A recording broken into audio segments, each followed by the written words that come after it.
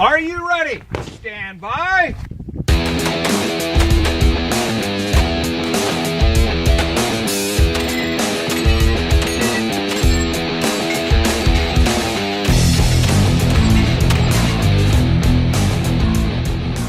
Welcome to the Three Gun Show, episode 82. I am your host, Dave Hartman, coming at you from Denver, Colorado. My guest this week is RCI X-Rail shooter Jay Carillo. This episode is brought to you by MGM Targets. Have you ever been in a match and thought, wow, I really need practice on those skinny knockdowns, or long-range practice sure would be easier if I had a couple steel targets with hit indicators on them? Well, you can get the same quality steel targets that you see in major matches at MGM Targets. My favorite target lately has been the standard shape auto poppers. Those little things are challenging for pistol, shotgun, or rifle, and because they automatically reset, you can run more drills and drills with positional work without bothering to break for reset. Step up your practice or outfit your range and use the code DHMGM10 to save 10% on your purchase. MGM Targets has been putting up some great prizes to give away to you, and July's giveaway is for an MGM Switch View lever. For details and to enter, go to 3gunshow.com/MGM. Now, real quick before we get started here, I want to say a few words about a match I just shot, which was the Colorado 3-Gun Championship presented by Burris Optics. This is a first-year match, and it was a ton of fun. They had unique target presentations, options on targets, but not like too many where you get confused on like where to even start. and they also had a very professional match staff. The match ran super smooth, and Kevin Travis did an amazing job as match director of his first major match. So it was great to shoot with my home state 3-gun friends, and it was nice. It was right in my old backyard, and I really hope that this match happens again next year. So keep an eye out for it on your schedule for next year. In this episode, Jay is on to discuss his rabid love of 3-gun, how he viewed every one of his early matches as a learning experience, and why you should shoot less matches and practice more. Links from the show can be found at 3gunshow.com/episode 82, or you can just tap the album art on your smartphone and it will take you right there. Now, please join me in welcoming to the show, Jay Carillo. Jay, welcome to the show. Hey, Dave. Thanks for having me. Well, I'm excited to have you, man. We met at the 2015 3-Gun Nation Nationals, and it was dark. It was after awards. We just chatted briefly. We got to do a little soundbite for the show. And ever since people heard that, they're like, you got to get Jay on the show and do a longer interview. So here we are, man. Oh, finally. I'm excited, man. I've always loved the show, and, I'm not sure I really wanted to be on the show just because of But no, I'm happy to be here, and I'm excited too. Well, cool, man. We've actually been talking for 20, 30 minutes here already because we had a couple little Wi-Fi difficulties, and then as gun guys do, we just started talking about 3-gun, and we thought, oh, we should press the record button here. So so Jay, we're gonna dive in deep into 3-gun and everything about your 3-gun game. But why don't you give the audience an idea of who you are off the range? What do you do when you're not shooting? So when I'm not shooting, I'm thinking about shooting. Usually while I'm working, and I'm an electrician by trade in the Chicagoland area. And when I'm not working, I'm spending time with the family and reloading and doing other shooting related things. And that's about all there is, enough time to do, So shooting I treat it almost like a second job, only because there's not enough time or money for me to, have it as a main job. So, yeah. But I love to shoot, man. Ever since I started in 2012, I've just been hooked. I was fortunate to be surrounded by a bunch of good people, and that's just something I want to continue to do is be surrounded by good people. And as you know, in the 3-gun community, it's a majority of good people. So yeah, it really is. And when you can get into those communities and start making friends and people that can, teach you things and guide your shooting as your shooting progression as well. It accelerates you. It takes you to like a different place. And one of the things that I've heard from a lot of people and talking about in you in preparation for the show is that you are very eager to reach out to new shooters and people you don't know, and you're very, very much a people person and friendly on the range. Now, did you have that same experience when you started shooting 3-gun back in 2012? Yes and no. Like anything else, I think you're going to have a small percentage of people that just are not, people persons. Right. Which is fine. It didn't really bother me. I kind of knew that. Like I told myself getting into it, because I loved the sport from the get-go that much. So let me give you an idea how much I was bitten by the bug of 3-gun. I started shooting some local 3-gun matches, 3-gun type matches, because some of them were kind of IDPA-ish, where you had to use cover and there was limited round counts. And, I just felt like, man, there's got to be, places where you can let loose a little bit more, more round counts. And, right. and I'd go on YouTube and I'd watch these videos and I'm like, wow, these are great. There's so much, land to run around and shoot, I need to get to one of these. Stages were bigger and, so finally in 2012, I decided to just go out and shoot a major match. And, people around, locally would be like, oh yeah, we got to do it. And no one really stepped up and came along. So I made the trek to 2012 CMMG Midwest. Oh, okay.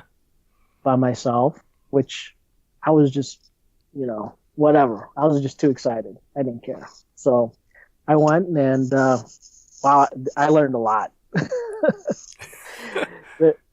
It was crazy how much you can learn about yourself as a shooter, what you can and can't do, what is possible from other shooters by going to a major match. So some things I learned from that experience is, people asking about 3-gun, new shooters is, hey, you got to just do it, grab a buddy, go by yourself, whatever. If you're that curious about it and you want to do it, just do it. And it was the best thing I ever did. I shot 3 major matches that year. I shot Ozarks 3-gun was the second one, and Blue Ridge Mountain was the third one for that year. And 3-gunners, we always joke about short-term memories and, because you want to forget your bad stages, right? Right. But there's certain, you don't always remember every match, but there's certain things that you remember from certain matches. And those 3 matches I have a lot of memories from, probably because I learned so much from those matches, and I just kind of took them with me. What's an example of something that you learned from those first 3 matches that you still use today, or maybe that you teach other shooters that you find that are newer in the sport? Well, some of the things that I remember that I learned, I think people learn at their own pace. And I guess what I'm trying to say is I just had this enthusiasm or drive to shoot these matches, right? And most people are a little bit more timid and more self-conscious about, what they're going to do, if they're going to look stupid or whatever.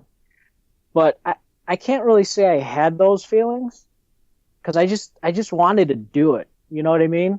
And I wanted to experience it. Yeah, I wanted to do well, but I knew I wasn't going to be like the guy winning the match, Right. Right. I didn't really have expectations either. I just wanted to enjoy it, experience it, and learn from it.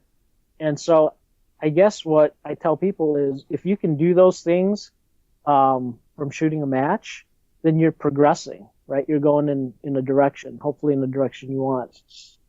And if you're not learning, if you're not progressing, then you're just doing it for fun. And if you're not having fun, then why are you doing it? You know? So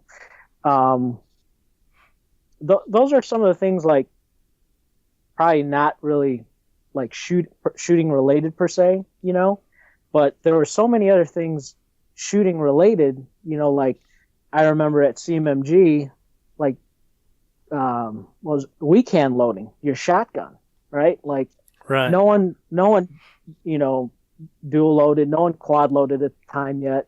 If they did, I don't really remember it, and it was so new. But everyone was just weak hand loading, and like everybody was slow, right? I was squatted on the same squad as Kurt Miller, Eric Miller, and Tim Ubel, actually. And, you know, Kurt Miller was a weak hand thumb loading machine, you know, Right, and I would try to emulate that. And I think I did a pretty decent job at the time, you know, but I think from that match, what really stuck out in my head was, and I don't know who the match director was. It might have been Ken Flood, but whoever the match director was, they decided to put a bunch of flying clays on a stage. And everybody dreaded that because no one was really shooting clays with shotguns. Right. I mean, as silly as it sounds, I mean, shotguns were designed to hit flying things, but no one was really hitting these clays. And I had shot a lot of trap, skeet, and sporting clays for a couple of years before that. So my flying bird game was pretty on par with, you know, with how to do things, you know. So Sure. I did pretty good, and I was actually thumb loading between birds, and it was a proud moment for me. And I remember Kurt Miller, you know, giving me an attaboy, and I was kind of like, wow, I just got an attaboy from Kurt Miller. You know, so it was, you know, those type of things that stick out in your head from your first major match experiences. So I don't think I placed very well at that match, just because, you know, the overall 3-gun, you know, proficiency wasn't coming together yet. But I had a great time, learned a ton, met a bunch of new people that I never would have met locally, and then I was hooked. Signed up and shot the Ozarks match that same year, and that, I think, is what really, you know, kicked off my shooting career, so to speak, because I got my first sponsorship shortly thereafter with RCI X-Rail. Oh, yeah. So that they were my first original, and still to this day, biggest, you know, supporter and friends. And that's a lasting memory. Oh, that's kind of cool. So how did that relationship come about? So at that match, it was, if I remember right, it was like a half-day format, and there was a lot of time in between stages, and that was another match that I drove to by myself, because again, everyone locally chickened out or whatever. No one went down there with me, so I ended up going by myself. I didn't really know anyone, you know, other than the people I had met at Midwest. And even then, you know, they were probably there, but I was squatted with a bunch of people that I didn't know, who I know now, who are, you know, names in the industry. And there's a lot of downtime between stages. And RCI X-Rail had a side match, a little shotgun side match fundraiser. If I remember right, it was like $10, and you ran a X-Rail on a Remington 870, and you had to hit a bunch of poppers, which activated a bunch of clays, and the fastest time won the split the pot. And so I went over there and I shot it, and I'm like, well, that was fun. But now what do I do for the next hour? So I'm like, let me shoot it again. I shot it a bunch of times, and the guy running it was Brandon, who's no longer with RCI, but he was the one that actually got me my first sponsorship with them, and him and I became good friends because I was there like all day, like the first day and the second day, like in between stages. And I told him, I said, "Hey, you mind if I just shoot this? I'll buy you more clays, and I'll use my own shot shells because they were providing the shot shells and the clays and all that." And he's like, "Oh yeah, go ahead." So I ended up like shooting it as much as I want, and I would run it when people would come by. I'd be like, "Hey, take a Oh, break, nice. I'll run the timer, don't worry about it." So I think he kind of appreciated that.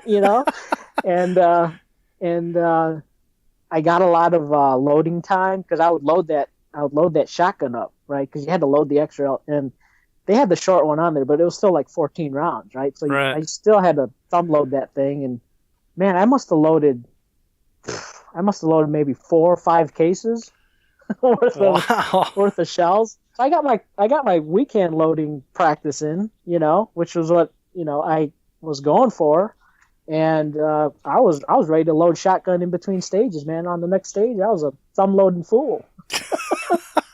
Dude, what a great way to get like a bunch of shotgun practice in, and then also your loading practice in between stages. That's hilarious. That's how I was looking at it, man. I'm like, well, how come no one else, and again, it was just like I had this abundance of energy from like I was on 3-gun crack, man. I was high, like just look at all the people that are here that you see on YouTube. I was like a total noob, just riding on cloud nine, and so it was good practice. And again, I don't remember how I placed at that match. It probably wasn't too great, but I had a great time and I learned a ton. Met a bunch of other new people, and that was good. And a sponsorship bloomed from it, and the friendship. So that same year, the next match I shot, which was Blue Ridge Mountain, I went down there with Mark Roth. Ah. And talk about like just being so overwhelmed with like I guess starstruck, right? Because I was on the same squad as the Michelicks, Scott McGregor, Ian Harrison, Ryan and Di. They weren't married yet, so it was Dan Lydorf and Ryan Muller, and I can't remember who else was on there, but I mean, like, I knew these people were like 3-gun people, and I'm like, man, I'm shooting with 3-gun people, man. Yeah. Well, and you've seen most of them on television from time to time in different arenas.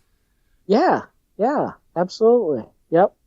And then so Blue Ridge Mountain was it was again one of those disastrous matches, but but as far as like performance at the match, but learning experience, it was huge. I had the one stage that sticks out in my mind, and probably because I have it on my old YouTube channel, which you can still find if people are interested. I was shooting a stage where you had your rifle slung, and you started with pistol.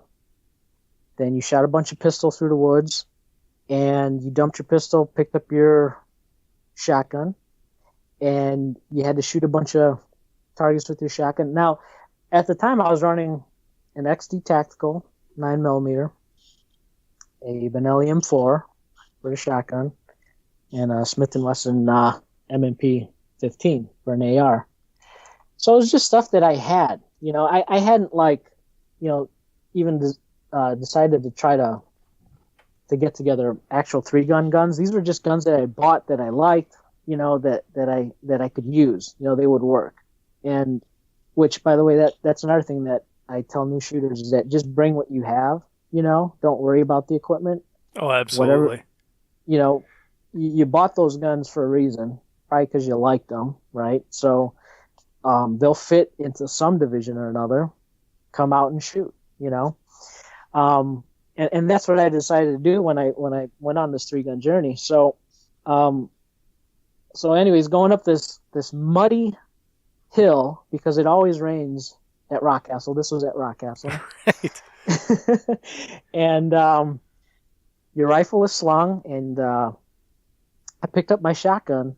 And at the time, I didn't know anything about how to sling a rifle and how to sling a shotgun and all that. And certain stages you use the sling for your shotgun, and certain stages you didn't. And I learned another thing is that when you don't need your sling on your shotgun, take it off. There's no reason for it to be on there. It's just a tripping hazard. And Yeah, so, for sure. guess what happened? I think I tripped over my shotgun sling, but so I tripped and I fell, and my rifle came around like to the front of me, and I landed on that too somehow. It was just a mess. I had the port open, stuff got into the gun. Oh man. Yeah, it was ugly. And then I tried to get back up, and I stepped on my rifle sling again, and I went down the second time. So in the back of my mind, I'm like, wow, this I'm probably really impressing Jerry right now. Like, he's probably never seen such a disaster. But Oh man. so I'm like, okay, whatever, let's just do some shooting. So I get back up and I'm shooting some stuff, and I run and I lose my rifle mag, and I'm like, oh great, like, can I go back for it? What, and so the RO tells me, just keep going, you can come back for it, dump off your shotgun. So I finish off shooting some slugs with my shotgun, dump my shotgun. I go to look back for this mag, and luckily Mark, he was kind of standing near my mag, so I knew where to find it. And I pick up my mag. Nice. And I go to load my rifle and go to engage the first target. Click. Rack it. Click. Rack it. Okay, take the mag out. What's going on? So I spent a good amount of time scooping out mud out of my man. And finally I get it to go bang. Goes bang. But now it's a single shot, right? And the clock is ticking. Right. And, this is my third major match. So I think by this time I kind of was aware of the clock, and I'm like, hey, you probably should start shooting at stuff if you can, so you don't time out, That's good advice. Oh, man, it was a single shot. I shot at what I could, and I ended up timing out. But, man, talk about, like, a lasting impression, and then to have it caught on video, and just, I figured, you know what, if I post this, maybe it'll inspire people. Yeah. To come out and shoot. Be like, how bad could it be? It can't possibly be that bad. But because I thought, wow, this is probably the worst that's ever happened to a guy on the stage. Because all these videos you see on YouTube, it's like they're all flawless runs, right? Oh, of like, course. Well, no one shows their bad stuff. Yeah, no one shows the bad stuff. Well, a lot more people are doing it now, but because they're good learning tools, and that's kind of how I took that video. Was like, okay, it's a learning tool. People are going to look at it and be like, wow, that poor guy. I'm not going to be that guy. Yeah. Here's what not to do. So, yeah, I learned a ton. Leave your bolt forward, with your dust cover closed, so that stuff doesn't get in there and cause it to be a single shot. Take your shotgun sling off when you don't need it. Yeah, those good learning experience. Dude, that is hilarious. You have to find that video. We gotta put that in the show notes, man. It's out there. Right. I'll send you the link. Yeah, I would enjoy that, and I'm sure the audience would too. So they can rewind it and play along with you with your play-by-play. Well, it's funny though, because I think like a lot of times I don't know, maybe it's just me, and it sounds like you're kind of the same way. You'll forget like where you placed or how your performance was, but you'll remember like the funny stories from the match and the the hijinks and stuff like that. That the things that happen that are like extracurricular to the match. Like for example, like just recently, I guess it was a couple months ago now, I was shooting the Southwestern Regional, and it just dumped rain, and it was terrible. We're standing in rain, and there's so many things from that I remember. Like I'm standing with Burton Thompson, and I look at him, and I'm like, even my underwear is wet now. He's like, yeah, mine too. And then sitting in the truck with Keith Garcia for a couple hours while we're waiting out the rain, and then the dread of putting on your wet, cold shoes the next morning and stuff like that. So, but But yeah, when you talk about the good memories, those are the type of things that you remember, and then the people that are involved. Like you remember Mark was standing next to your magazine, and the fact that you were shooting with Jerry and Yeah. all the people you've seen on TV, and then you're the guy tripping over his sling. And you know what stuck out was like after like immediately after the stage, all I could do was kind of like laugh at myself, right? Because like, what else are you gonna do? Oh yeah, where'd he go from there? I mean, I could throw a fit, but I mean, I wasn't even mad. You know, like it was just like, okay, shit happens, deal with it, and it was like silent, like no one knew what to say. They were just like quiet, and I'm like, okay, I got to break the silence here, you know? And because I didn't really know everyone yet, and so I'm sure they're just kind of like, okay, do we joke about it or do we just kind of like pretend it never happened? Is this guy gonna flip out and start yelling and throwing stuff? Yeah, but I mean that was totally not. I was just I was learning from it, and I knew it'd be a learning experience. I just didn't. I couldn't fathom that it'd be that bad. Couldn't fathom it'd be like a trial by fire and guns flying everywhere. It's funny that the amount of like I don't know what it is, just like maybe my juvenile head, but anytime I think of you like coming up with your rifle and then falling down again, just makes me crack up. But wait till you see the video. I can't wait. I cannot wait. But it didn't result in a DQ. Like you managed to keep all your stuff together and all safe and everything. Oh, no, you know what? If there's one thing I've been really proud of myself for doing, it's always been like gun handling. I think I've been. Now, don't get me wrong. I've been DQ'd, right? But right. I think gun handling wise, I've always just tried to be very conscious of the muzzle and safety. I mean, I can't think of one match where anyone's ever gotten shot or being relatively shot at. I mean, this is probably the safest sport, right? I mean, we're so conscious about safety, and I think that's something we need to continue. I mean, with all the craziness going on, we don't need the bad publicity. For sure. Well, so I think that from my perspective anyway, and you can tell me if you agree with me or maybe you see it differently, that the people that started this sport, understood the danger of what they were doing and, put rules in place over the years to mitigate that danger and then place an emphasis on safety.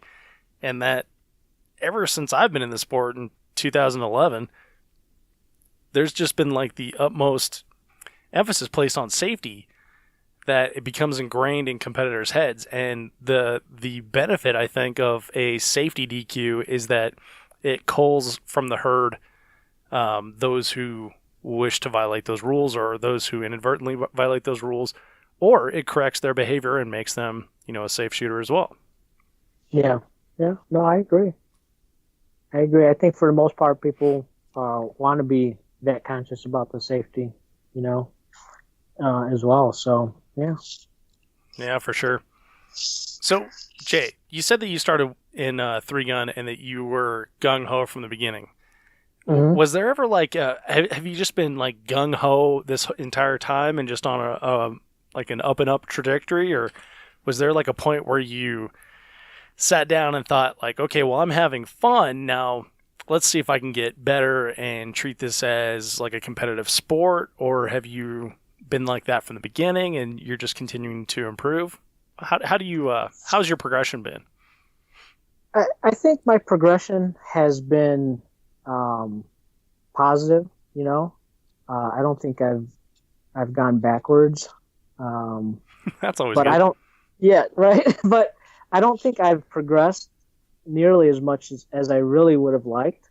So it's funny you asked that, because this year I made the conscious decision to shoot less major matches and to train more and place higher at the matches that I shoot. And so far I'm on track, I think. Nice. So in previous years, mainly last year and the year before, I shot a ton of matches. I think I shot 31 matches last year. Wow. And of those 31, I think 22 were major matches. Wow, that's a lot of matches. Yeah, and it was it. I wasn't burnt out or anything because I still feel the same way I do like the first year I shot. I don't know what to attribute it to. Maybe I just love doing it that much. But I've never gotten burnt out. It's just I realized last year that shooting all those matches, I wasn't progressing as much as I should, you know. So I made the decision to shoot less, train more, and place higher this year. And so far, I've shot less. I've trained a little bit more, time willing, and I've placed higher. So I'm doing much better than I did last year, and my goal is being realized. So. Well, congratulations! First of all, that's always good when you set a goal and are achieving it. What was it that made you want to set that goal, and then how did you come about that decision? And then what are you doing in your training to get you better prepared for each of these matches? I think the thing that motivated me the most to do these things is the talent pool is just getting deeper and deeper. You know, there's so many talented shooters out there, and really, if you're in the top 10%, or I'd say even the top 20%, I mean, you're in some really good company. So I didn't want to go down below that. You know, I want to stay up there. I mean, I want to be competitive. You know, I want to win. I mean, we all want to win, right? But right. So that's why we're think here. Yeah. So that's what made me think of it. And there's so many times where you just have that shining moment, you know, and you're just like, wow, everything was really good, you know, like look out, Daniel, you know. But there's so many other times where you're just like, wow, that was a miserable fail, you know. Like, who are you? Like, you know, what was that? Oh, for sure. Yeah, so, I'll do that too. I'll have, you know, like a half a match that I'm like, wow, I'm really happy about that, and I'm gonna write, you know, my grandma and my dad and tell everybody, you know. And then there's other ones where you're like, well, I'm just gonna go ahead and delete those videos now. Right, erased, forgotten. Yeah. No, but you know what? So Mark Roth and I, we typically videotape every stage just about that we shoot at every match, and we'll even go as far as to record other shooters, you know. So we have all these videos of us shooting, you know. And actually today I started kind of going through just to remind myself of some of these matches that I shot, and I tell you what, you learn so much looking at these videos that they're great. You can't get rid of them. Even if it's horrible, you learn a lot, and you remind yourself what not to do. And then some of the stuff is like you know, stuff that you just can't do anymore, you know, because it's so bad. But you're at a level now where it's just not possible. Right. Like, wow, I can't believe I did that. Yeah, right. You know, so, but I mean, they're fun to look at, fun to remember. Yeah. So I'd say even the bad ones, just keep them and laugh at them later. All right. Well, so you said that you've kept like a catalog of your shooting videos and everything, and that you're starting to go over them again. What are you looking for, and what are you seeing? Well, the ones that more of the recent ones I'm looking at than the old ones. The old ones are just for fun mostly, but they are also good reminders of the type of matches, you know, depending on the venue. You know, because then you remember, like, okay, so if I'm shooting at Rockcastle, I got to remember when they put those little square steels out on those stands, and it's raining because, you know, it's going to rain in Rockcastle. you need to choke up more, or you need to use uh, certain load to get those over, because they typically, the mud absorbs the impact. They just kind of lean and laugh at you, So there's certain things like that you remember. And then, like, or if you're going down to Texas, oh, it's really dusty down there. I got to remember to keep my guns in the bag, and just certain little things like that are, they'll remind you of certain things to do. But as far as like performance wise, I'm looking at them like, okay, so where did I lose time? Am I losing time in the transitions, in my splits? Where are you losing time? Is it shotgun loading? Is it long range? Is it, so those are the kind of things I'm looking at. What do I need to improve on? Something new for me this year is my pistol. I had put it off for so long, getting a 2011, but I'm so happy that I did.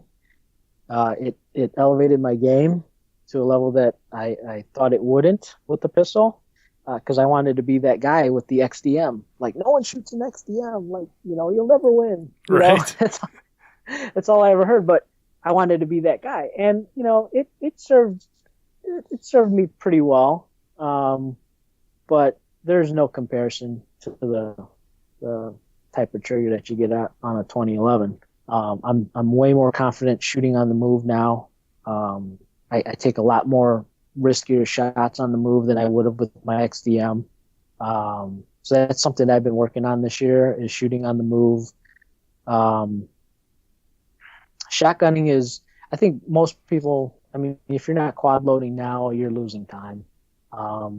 So quad loading is the norm. I don't think you're really gaining any time now quad loading with the amount of good shooters there are now that can specify quad load. But if you would have compared it 2 years ago, which doesn't seem like a long time ago, it was a huge difference in time. So a little whiles back, I'd look at that. And then, I don't know, just efficiencies. You're looking at where are you efficient, where are you inefficient. So that's the kind of things I'm looking at. So when you analyze your most recent match, what was the most recent match you shot? The most recent major match would be the Minnesota, the Nordic Trigun. Oh, okay. So when you're analyzing the video from, like, say, the Nordic Trigun, what have you noticed, and then what are you going to put into, like, say, your practice for the next match you're shooting? Well, shooting the 308, because I shot heavy division. It's completely different than shooting my 223.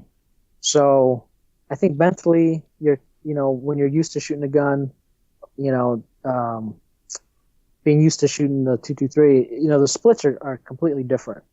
So things slow down. The sight picture gets disturbed a lot more with the 308, obviously, and you have to slow things down a little bit more and be a little bit more patient on the trigger. So I was conscious of that, but a lot of times I was feeling rushed, and I should have been a little bit more patient on the trigger. So I picked up on that, and I remembered that, because sometimes the things that you remember during the match are a little bit different than how they actually played out to be, like spatially, time-wise, I guess. Yeah. So stuff that I thought was taking a lot longer was actually really not that long. And then, I pulled some extra shots that, in a span of time that really wasn't, that added up to be more than what it should have been with just a patient shot, So I learned a lot. I learned a lot of stuff that I was doing with the rifle, mainly. Can you give an example of something that felt like it was taking a long time when you were on the clock, and then when you're looking at it in video, it didn't seem that significant? So I find, for me, it's usually the long range. And maybe it's because I don't get enough long range practice in, because there's just nothing around me that I can go out and shoot 300-400 yards at. But when I'm on a long range stage, looking through that scope and just, trying to swing through the target or trying to get it to settle down enough on the target or time it just right to break that shot on the target, it always seems like forever, for that sight picture. And then I end up squeezing the trigger when I shouldn't be. And then, self-realizing that and waiting for that correct sight picture and pressing off the shot. But sometimes that happens so quickly, Dave, that you don't realize it in the moment. So some of those shots on the video I was watching was like, wow, that really didn't take as long as I thought it did. Even with those 2 extra shots. Right. So that's one thing. Sometimes slugs are like that, but at this match, I don't remember that being an issue. Slugs are kind of the same way too. You got to make sure that the gun is cheeked. Your face is on the butt, on the comb, and you're squeezing off that trigger just right for a longer shot, slug shot. There wasn't really any long slugs at this match. They were all short, but that from previous matches, I remember being an issue, just being impatient with that sight picture. Same thing with pistol. It's usually the longer shots, right? They're not really that much more difficult. They just require that much more attention, right? So that's something that I'm always, catching myself doing, which I shouldn't be doing, is I should be more patient on the sight picture. Yeah, I can relate to that. One thing that I've noticed about myself is that if I start to get overconfident in my slug game, then I'll start having misses on my second slug of like a string. Mm-hmm. Excuse me. Yeah. So I'll get that first one and I'll get it fast, and then I'm like, oh, perfect, I got this next one, and then it just goes zing right by it. So yeah, I guess concentrating on that cheek weld, like you said, and then waiting for the patience, and then making a good trigger break is important. Is there anything else that I'm missing there? No, I mean, that's usually what I find myself doing wrong. No, I think that's it. Do you run a rear sight on your shotgun for slugs? I do for my Vinci, I do, but on my on my pump I don't. I'm just looking down the rib, but that might change. I'm thinking about putting a rear sight on that as well. Yeah, has the rear sight on your Vinci, has that really helped like the slug game, or is it just like a good to have? No, it has helped. Definitely. It kind of forces me to get that proper cheek weld and sight picture. So I would highly recommend it for that reason. Yeah, for me, when there was 2 things that really helped my slug game, and that was getting rid of the barrel clamp. Because I could never get the slugs to hit in the same place twice after I had cleaned it. And then the installation of a rear sight, and for me that just makes all the difference. Yeah. Well, good. Yeah. So Jay, we're talking about your pistol game, and you've forsaken the XDM and you went over to a 2011. How was that transition? And then do you think like the biggest benefit or the only benefit is going to be that extra or the better trigger, or are there more benefits to a 2011 than that?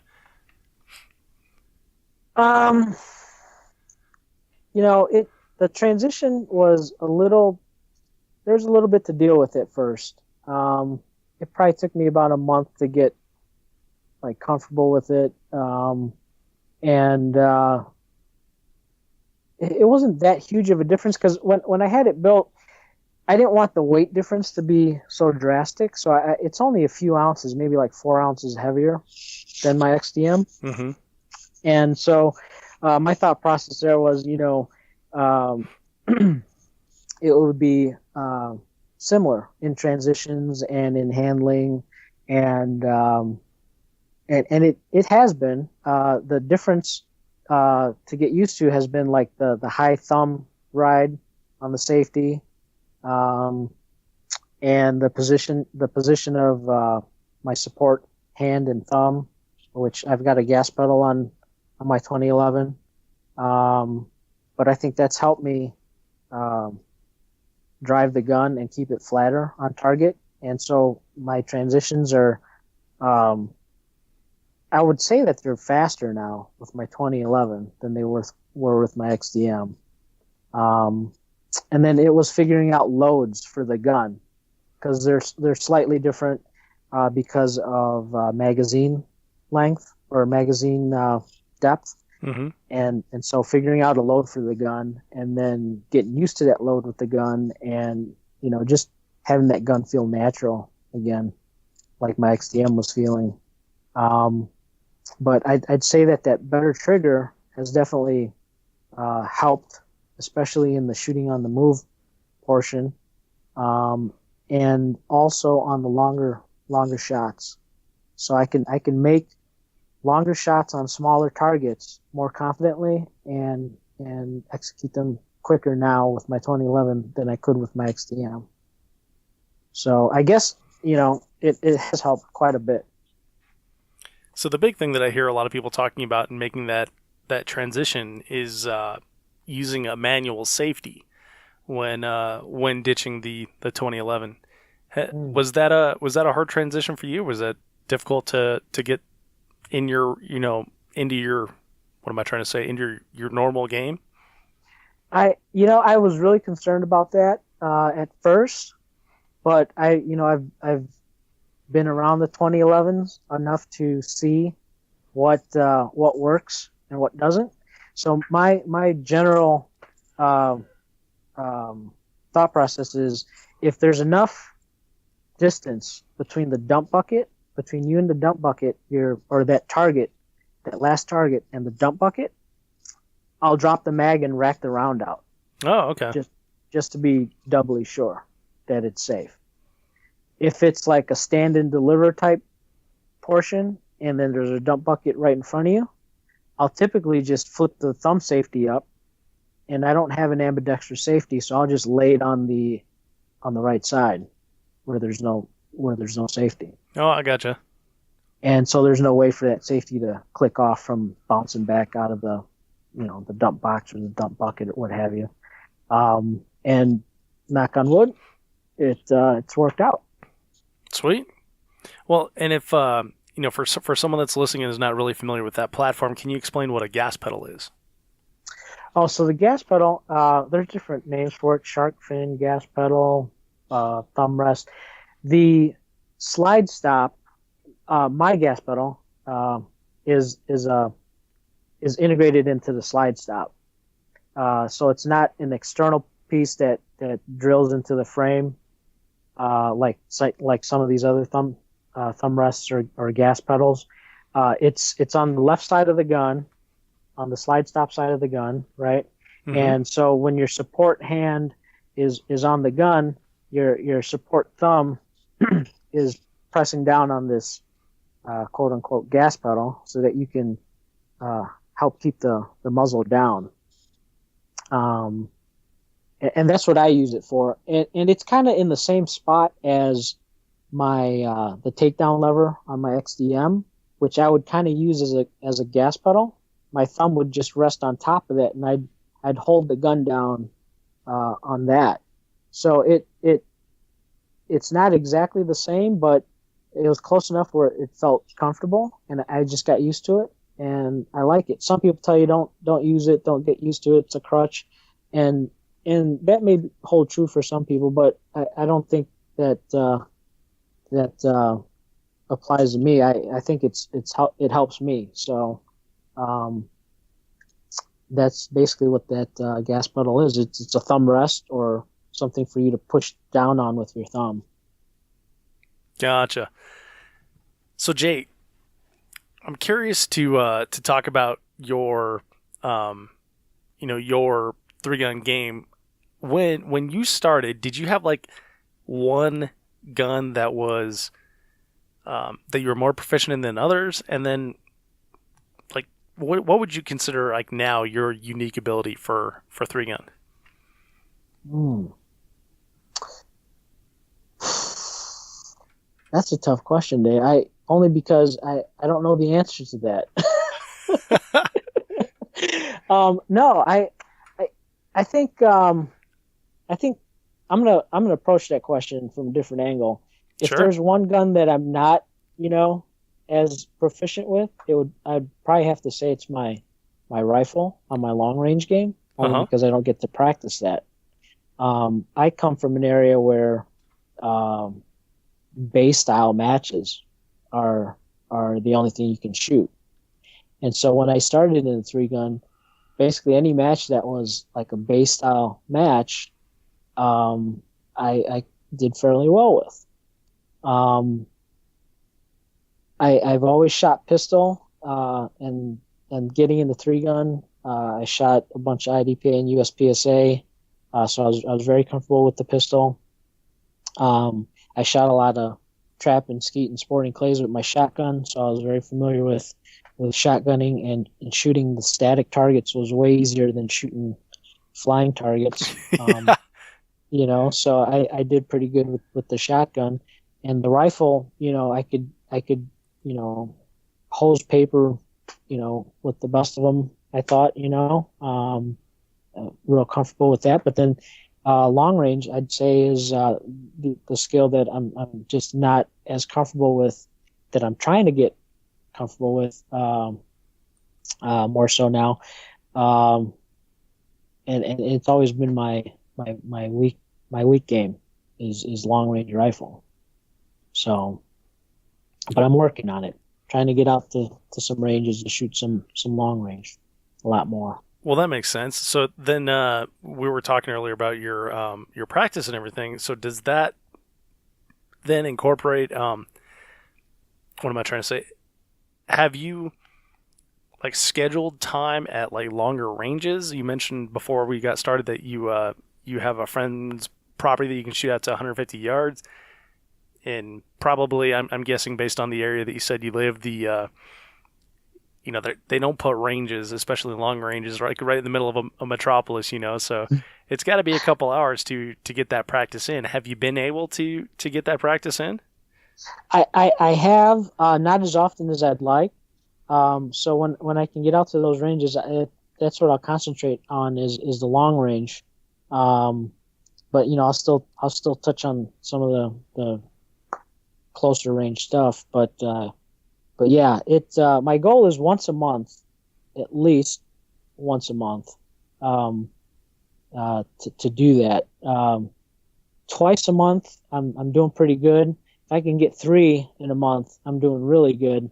But also, if I can get some long range practice right before the match, then I'm really feeling comfortable. But no, I wish I could shoot some long range like every day, or at least once a week, and then I think that would just strengthen that portion of my game up where, to answer your question, I would say no. There's nothing that I don't feel comfortable with. But yeah, it's just tough, I work, and I got a family too, and it's a juggling act, like most shooters, but I haven't given up on it. Sure. So when you do get out there, or when you do find the time or the range to get out to long range, what exactly does your practice look like? Is it like shooting groups? Is it shooting from weird positions out to certain distances, or how do you break that down? So I try to incorporate a timer.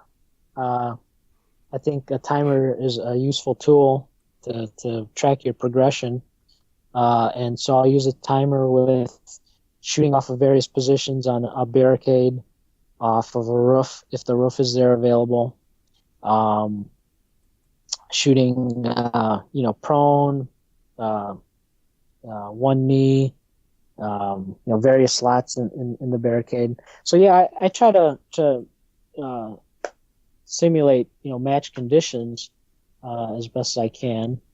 Um, but yeah, using a timer, you can see, okay, so I need to shave off, 5 seconds here, or, getting into that first position and that first shot, I need to shave off 5 seconds there, stuff like that.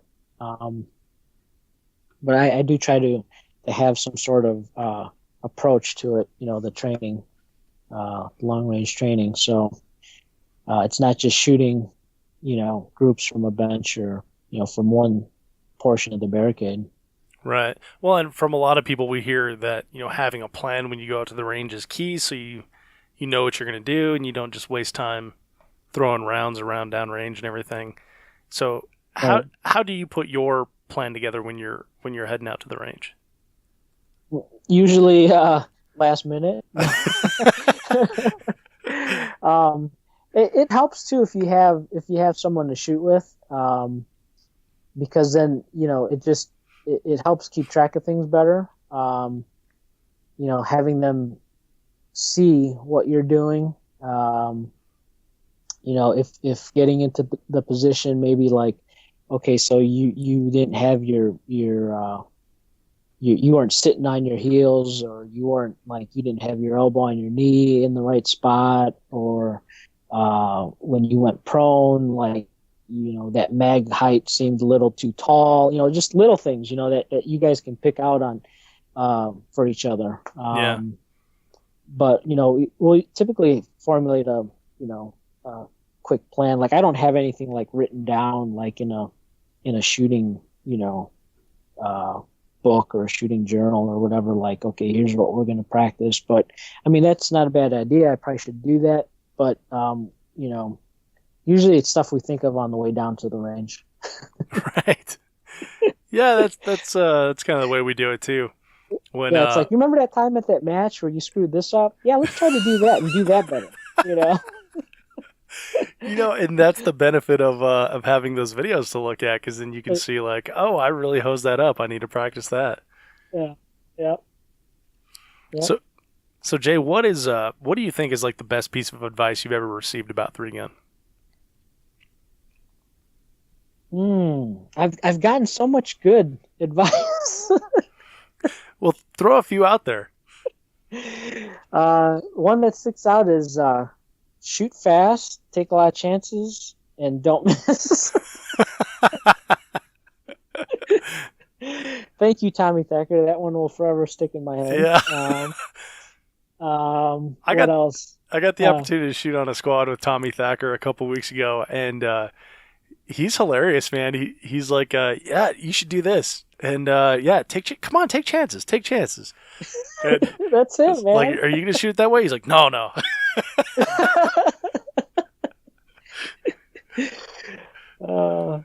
I mean, there's so many things that, like, in the moment, seem like good ideas, Oh yeah. and you're like, oh yeah, maybe I should try that, and then you're like, nah, that wasn't for me.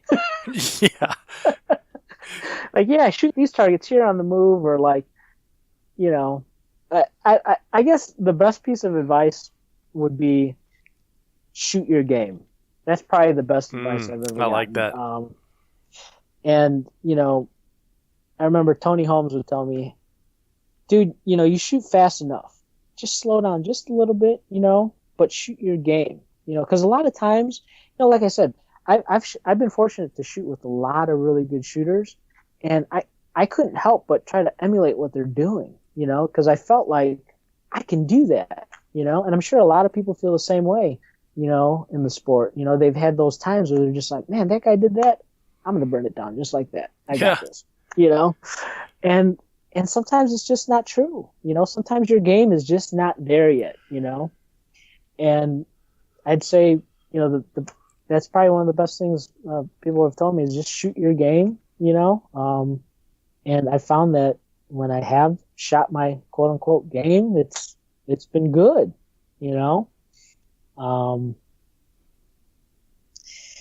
Yeah, shoot your game, man. Don't try to shoot like the next guy. Just do you. You can only do what you can do, and just do it. You know. I love that. I love that advice, and that's it's something that can get away from you in your head when you're watching. Especially when you're on a squad with a bunch of great shooters. You think, oh, I can do all those pistol shots on the move like that too, but then you have to, know yourself and know your game, and then, like you said, shoot your game. I love that. I love that advice, man. That's great stuff. Yeah, because so many times, like like the more you do this sport, you realize what your game consists of, right? Whether it's like, okay, I'm pretty good with the shotgun, and those targets are pistol shotgun optional. Maybe I should shoot those shotgun because I'm pretty good with my shotgun. And then the next guy comes tell you, oh, I'm gonna shoot those with pistol. Then you start rethinking your game, like, yeah, I guess it could be kind of faster with the pistol. And so now you've just talked yourself out of your own game. Oh yeah, for sure. So yeah, shooting your game will get you higher on the finish list. That reminds me. This weekend I was, it was Independence Day weekend, and I'm talking to a bunch of people that are, non three gunners, maybe shooters, plankers type thing. But once I explain what I do and what three gun is, they're like, well, which are you better at? Rifle, pistol, shotgun. And I laugh. I'm like, that's something I ask my guests all the time. But I've come to realize, like, when I started, I was overconfident with rifle, and then I shot a lot of pistol matches, and so I thought my pistol game was all that great. And then now that I've progressed in the sport, I'm to the point where I realize just how absolutely terrible I am at all three. So I guess that must mean I'm equal or something. You're not maybe necessarily terrible at all No. three, Dave. You're just not shooting to your potential, to your ability. That's exactly it. Is like, I think when you're new, you're overconfident and you think like, oh, I'm a great rifle shooter because, I can hit stuff off a barricade, blah blah blah. But maybe you don't have that, 120-yard run previous to that, So Yeah. once you get that experience and you've been to a lot of matches, you realize just how much work there is left to do to get to a higher level. Yeah, there's so many little things put together in this game. I just was talking to a guy last night. I shot an indoor pistol match, and he was telling me, I don't know how you do it, shooting all three guns, how you can keep yourself together and remember what to do, with those three guns. I mean, there's just so much. And I'm like, well, that's true. And it's, I guess the more you do it, the less true that is. You just you learn how to put all these little things together. It's like shooting a USPSA match, but putting three guns together the exact same way you would shoot just the one. There's all those efficiencies, but now it's just spread over those three guns, and you just learn how to do it. And he made me think, like, I guess we do a lot, in a short amount of time, but you get used to it. Yeah, for sure. Well, and what came to mind when you were talking about that is stage planning. What do you think? What do you see as like the key to a good stage plan? I think a good stage plan is usually a group effort. Yeah. I think so. Because, okay, so certain stages, they can only be shot, in a certain way. But like really good stages, and what I mean by good stages are the ones that give you the option to shoot it differently, and with choice of firearms, right? So then it becomes a matter of, okay, so how are you going to shoot this? So, you're just talking to everyone, and everyone sees things a little bit differently, and so someone might see something that you didn't see.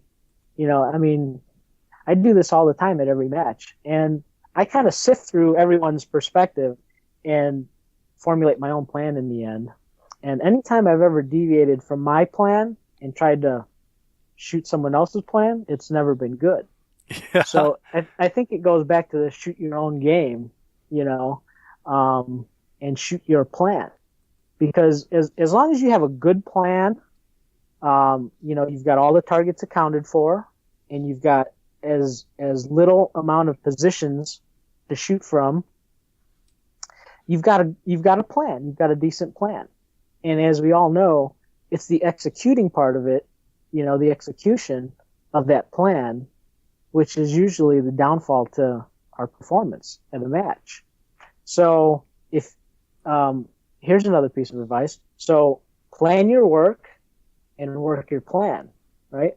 And that was another piece of advice that I got. And that piece of advice wasn't even shooting related. It had to do with actual work. but I'm able to translate it over to shooting, and it really does help, because if you've ever shot a stage with no plan, oh man, does it go in the toilet like right away. Oh yeah. Yeah, you're just standing around looking for targets, and yeah, you're like, did I get everything? Yeah. No, if you plan your work and work your plan, you're doing that much better, And if you've got your plan down to the most efficient line, as far as movement or positioning, then you're doing even better. And if you shoot it real fast, you're on top of the world. Absolutely. Well, Jay, we need to work toward wrapping up here, but I got a couple last questions I'd like to ask all my guests that I want to ask you about. So first, can you tell me about your most spectacular disqualification? Spectacular? Are there any? Is there such thing as a spectacular disqualification? There's been some. I like to throw the spectacular in there because I like to hear about like maybe the biggest lesson learned, or like the biggest goof moment where, like for example, I thought your sling story was gonna for sure end in a DQ, but what it didn't. But then the follow up to this question is that we always try to figure out what we can learn from it, so the audience will know and they don't have to make that same mistake. I think I've been DQ'd 3 times now. One, I think my first one, which probably is the most spectacular one, involved my pistol coming out of my holster, because I tried to snatch it out of the holster like I was shooting a speed on steel stage. And just somehow lost my grip on it, and it went tumbling forward. So in 3-gun, there's usually enough time in the stage where that first shot on target really doesn't matter. So I would say don't try to do that. Don't try to, unless it's a short like pistol only stage, don't try to do that. And if you do that, make sure you loosen up your tension screw if you have it, for your trigger guard, which is what I think happened there. My holster was just too tight. So that was probably the most spectacular DQ.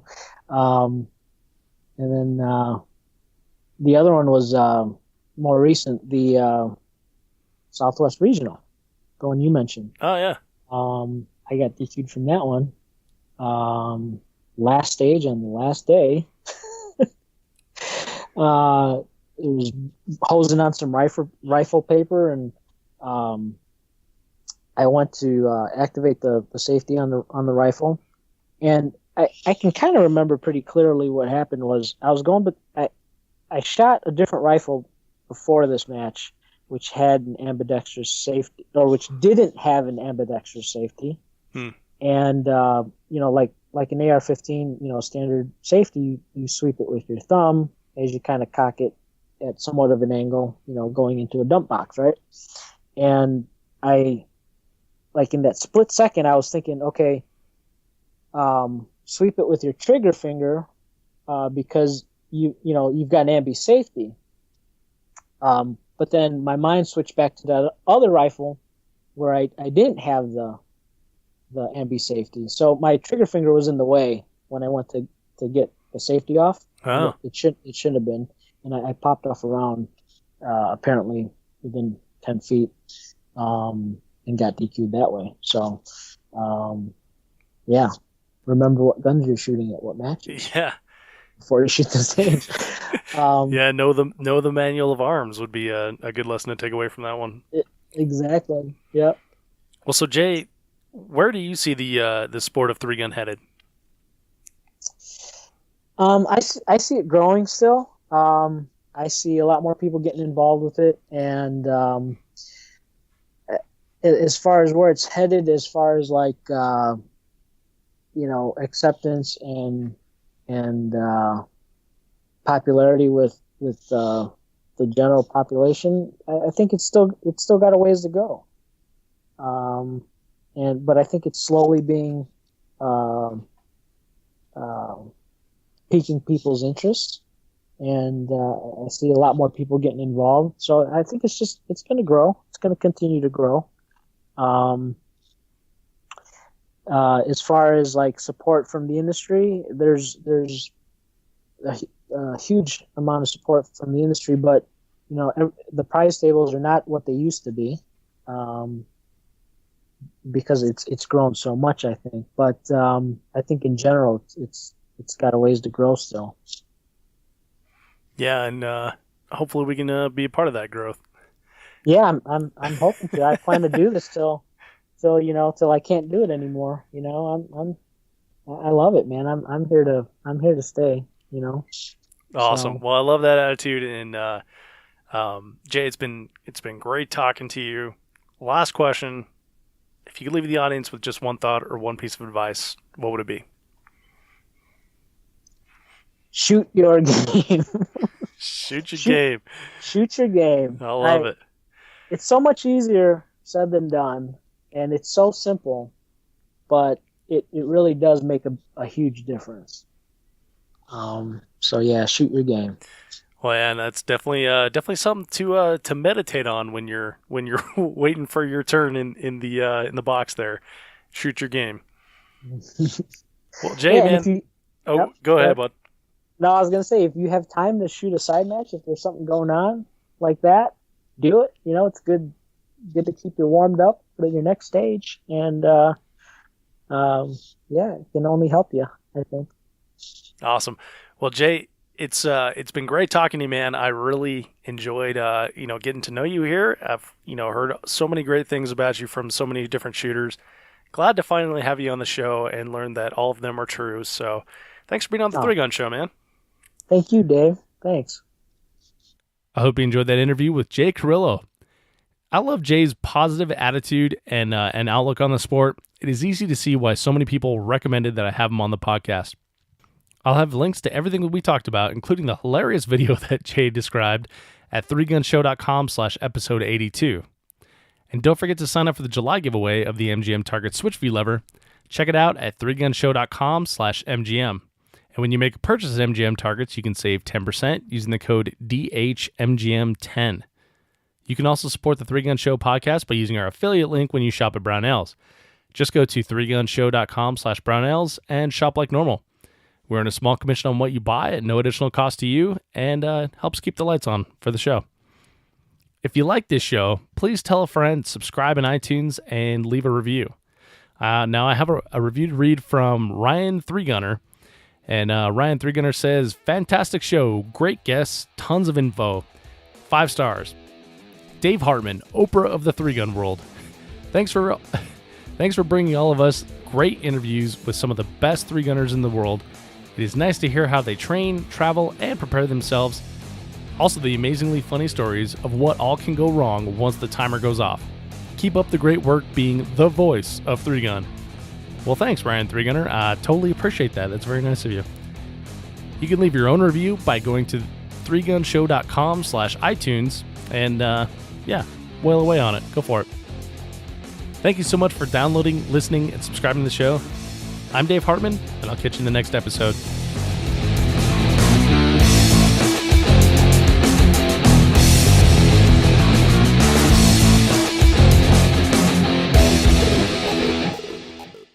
If you are finished, unload, show clear.